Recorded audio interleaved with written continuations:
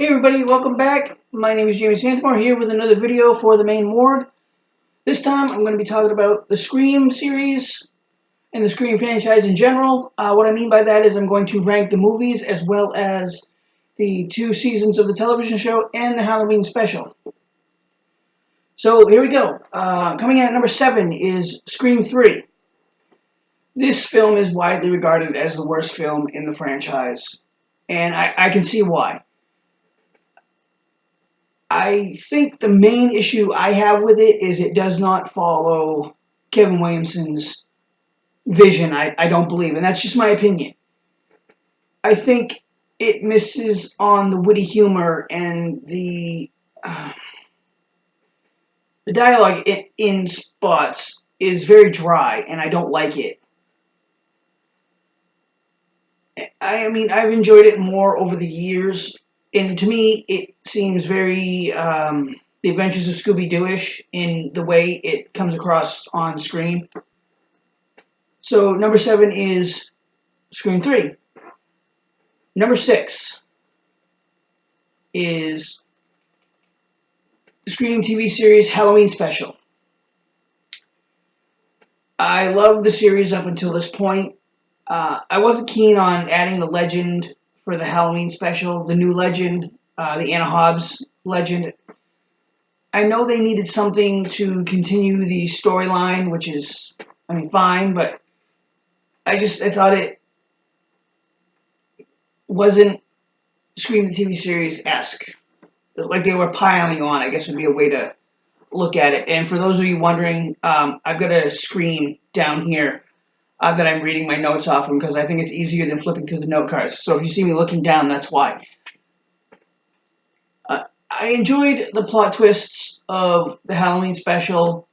I thought it was interesting. I thought it was fun. It was really cool to watch. I've actually rewatched it recently on Netflix, which you can see the entire series on Netflix if you're interested, if you haven't seen it, or if you want to rewatch it. I actually find myself rewatching the Scream television series frequently as kind of a writer's blockbuster.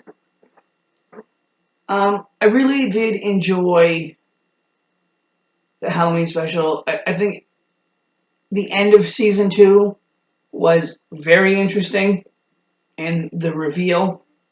More on that later in the countdown. Number 5 is Scream 2. Scream Season 2. I really enjoyed the season with the storyline between the killer and Audrey. I actually thought for a time Audrey might have been the killer all along.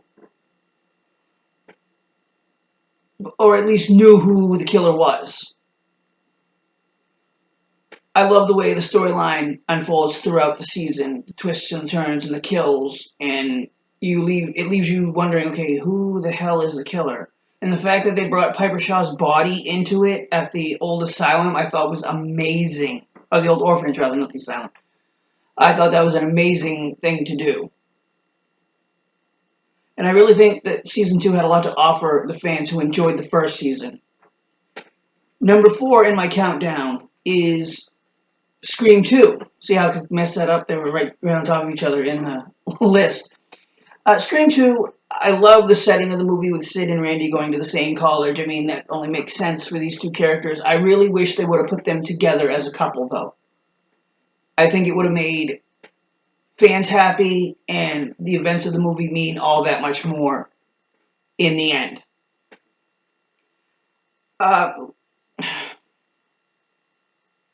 I thought that bringing in Billy's mother as one of the killers was both good and bad.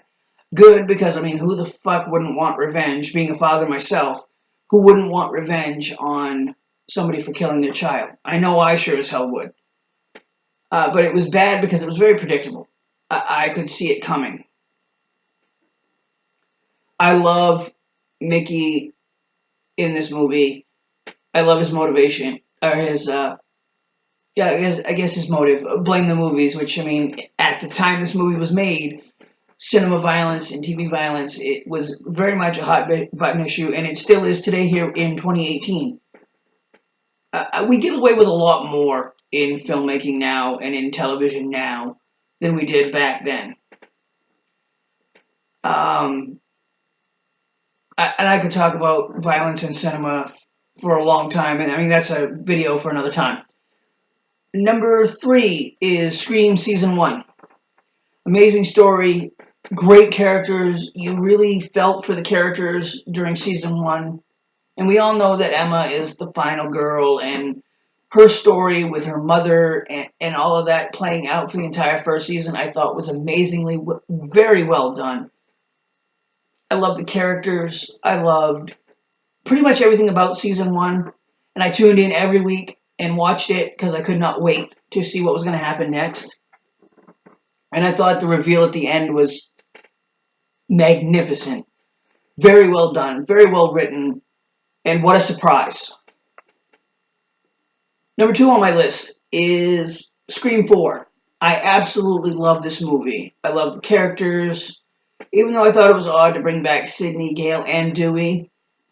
And the fact that they all lived through the movie. See, now I would have killed one of them off at the very beginning. They would have been the opening death.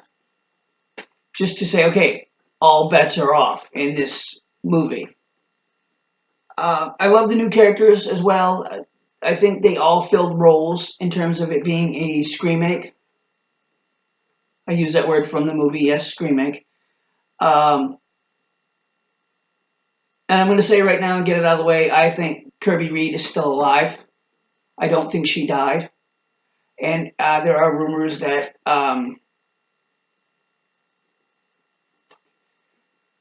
Dewey, what's his name? David Arquette, is interested in doing another Scream movie. And I've heard rumors here and there that Neve Campbell would consider coming back, should the idea be really well done. I think you bring back Jill, and I think you bring back Kirby to be the new characters, to be the base. And I think you have Jill in prison, maybe being the mastermind. Who knows? But if they do a Scream 5, I think Kirby Reed is still alive, and I think Hayden Panettiere would be great to come back for Part 5.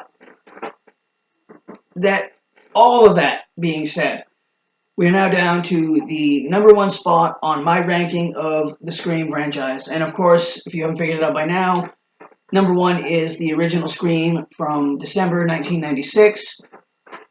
This movie changed and saved the slasher genre in 1996. And we all know, well, long-term slasher fans know, that by 96, Freddy, Michael, and Jason were fucking DOA at the box office. There was nothing, there was absolutely nothing going on in the slasher genre, and then Wes Craven and Kevin Williamson came out with Scream, and it changed the game.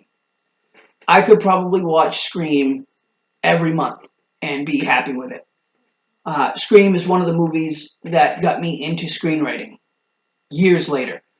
I wrote my first screenplay at the age of 33. I'm 40 now. And it was that movie and John Carpenter's Halloween that I watched back-to-back one night. I don't know why anybody would ever watch those two movies back-to-back. Figure if you watched Scream, you'd watch Scream 2. And if you watched Halloween, you'd watch Halloween 2. Anyways, that's just the way my fucked up mind works. If it works at all. I watched those two movies, and Scream was like, oh my god, what would I do if I actually wrote a movie? What would my characters be like? What would my killer be like? What would my killer's motivation be? And Scream is one of the movies I look back on very fondly and still watch to this day. Like I said, I could watch it once a month. I probably watch Scream and Halloween 10 times a year, each. Not usually back-to-back anymore, because I have really fucked up dreams after that. Anyways, Scream, I thought it was just amazing. The kills were great. The story was great. I love the reveal at the end.